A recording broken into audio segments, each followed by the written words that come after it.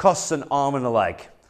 World is not the surname of a player lined up to import for the next Premiership transfer window, nor are worlds another predictive text interpretation of a completely different and dissimilar word plucked from the air by my handheld device. Personally, the electronic Chinese whispers we know as predictive text are strictly a work of the devil himself and account for many a corporate faux pas of mine.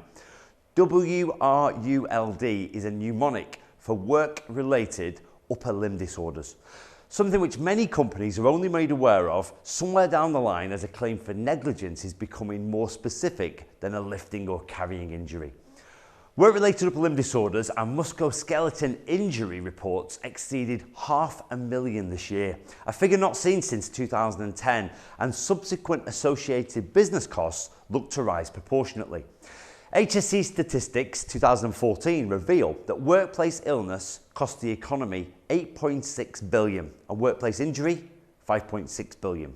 Well, how's this happening? I mean, there's a lot of theories such as poor NHS treatment, rehabilitation, and the so-called claim culture, or as I like to call it, the Jeremy Kyle effect.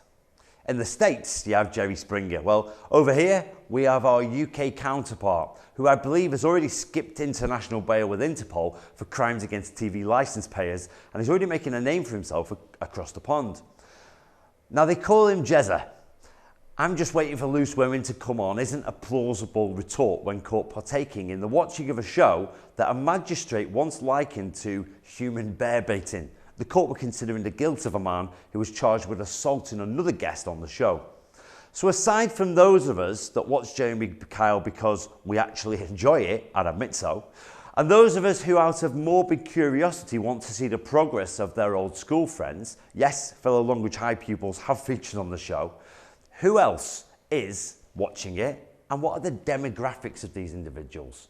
Well, tuning into Jeremy Kyle and other mid-morning TV, we've got housewives and house husbands, desperate or otherwise. We've got the unemployed and the unemployable, students or unemployed people with student loans, prisoners cheating visitation and seeing more of the family, and above all, we've got those who've been injured or who are off work from being injured. We've seen the adverts. Have you had an accident? Have you been involved in an accident? Now, before the political correctness brigade throw their fair trade and organic fruit and veg at me, and the LinkedIn police fire warning shots on my inbox, I can say this. Why? Well, purely in the name of research purposes, I've sat through not just episodes of Jeremy Kyle, but in particular, the targeted commercial breaks. And realistically, they run a little bit like this. Foxy Bingo, logbook loans, cash for gold, and above else I just mentioned, Mr. No Win, No Fee. Have you had an accident? Were you injured at work? Do you deserve justice? Want a cash advance? An iPad? Free stuff? Call us, please. The people watching this show, they could have had an accident that took place up to 3 years ago. And as I've discussed before, there are still providers out there teaching restraints, physical intervention, positive handling courses across all sectors who suggest it's safe and sufficient to use certain strategies without considering alternatives, or putting in place a safe and sufficient risk assessment, as the law tells us we should. If the person's stronger and the techniques require those holding to resist isometric pressure, then they're putting the joints at risk. We're manually handling people, so therefore we must consider the associated regulations and approved code of practices. Without the use where necessary of restrictive holds or pain compliance, unless the person calms down or complies, what incentive is there for them to stop struggling? Recommended maximum loads for men and women. Now, if you look at the chart, it sets out guidance on the recommended maximum weights, gender respective, that staff should stay below without the need of a separate risk assessment. However, this works both ways, and there may be other variables that mean lesser weights staff may have to handle require a risk assessment to be undertaken. Similarly, weights above 25 kilos for men and 18 kilos for women aren't forbidden, but would require us to look more specifically at the risk. Please take notice of the different levels here. So do the people in your care home or school weigh more than this? It's not just that. If someone was to crouch, sit, extend their arms from their body, twist or kneel, then the suggested maximums would drop drastically. So if we're considering smaller children, for example, or if people are large or heavy or very strong, then a separate risk assessment should be considered. Now, what about manual handling and an aging workforce? Discussions about numbers of staff needed to safely physically manage pupils, patients, detainees and residents are important discussions to have.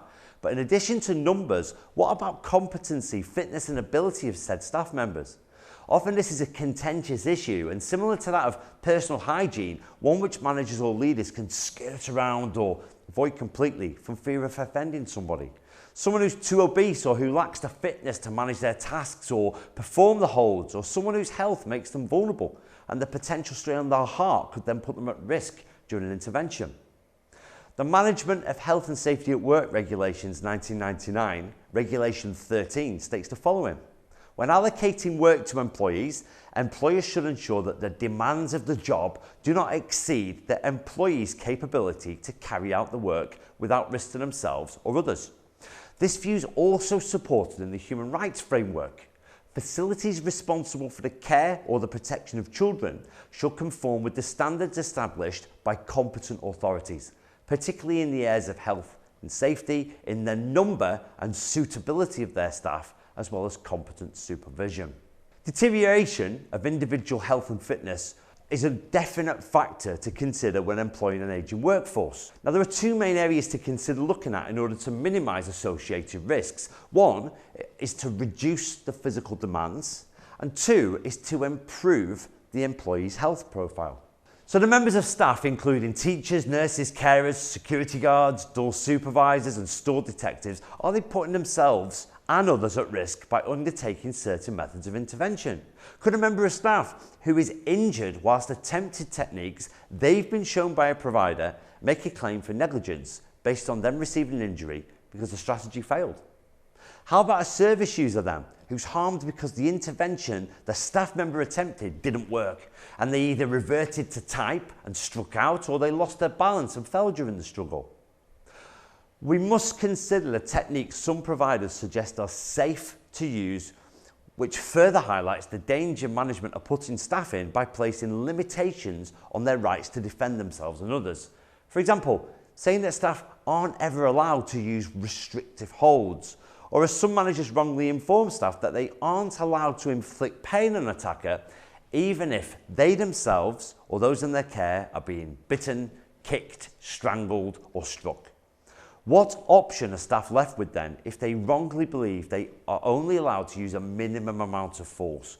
Well, their only option, if verbal persuasion fails and the least restrictive intervention they've been given also fails, is to use their own strength against that of an attacker. And when pitted against someone bigger, stronger or more determined, let's not forget some of the most wiry, slight and seemingly weak people can summon superhuman strength during fight or flight.